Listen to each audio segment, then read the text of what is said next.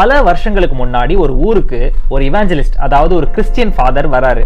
ஒவ்வொரு வீட்டு கதவையும் தட்டி, வர்ற ஞாயிற்றுக்கிழமை நம்ம சர்ச்சில் கடவுள் பத்தின ஒரு பிரசங்கம் இருக்கு, கண்டிப்பா கலந்துக்குங்கன்னு சொல்லிட்டு போறாரு. ஞாயிற்றுக்கிழமை வருது, நேரம் ஆகுது, ஆனா யாருமே வரல.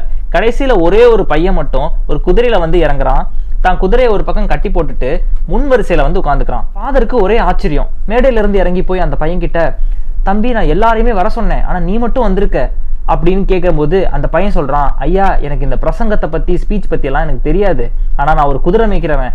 நான் வளர்க்குற குதிரையில ஏதாவது ஒண்ணு மட்டும் நேரத்துக்கு என் ஷெட்டுக்கு வந்தா அதுக்கு மட்டுமாவது நான் உணவு போடுவேன் அப்படின்னு சொன்னான். அந்த பையன் சொன்னதை புரிஞ்சுக்கிட்டு மேடையில ஏறி போய் நின்று அந்த ஃபாதர் 2 மணி நேரத்துக்கு பேசி முடிக்கிறாரு. தனக்கு தெரிஞ்சதை எல்லாம் சொல்லி முடிக்கிறாரு. கீழே இறங்கி போய் அந்த பையன் கிட்ட, தம்பி நான் பேசுனது எப்படி இருந்துச்சு, நான் பேசுனது ஏதாவது உனக்கு புரிஞ்சுதான்னு கேட்கிறாரு.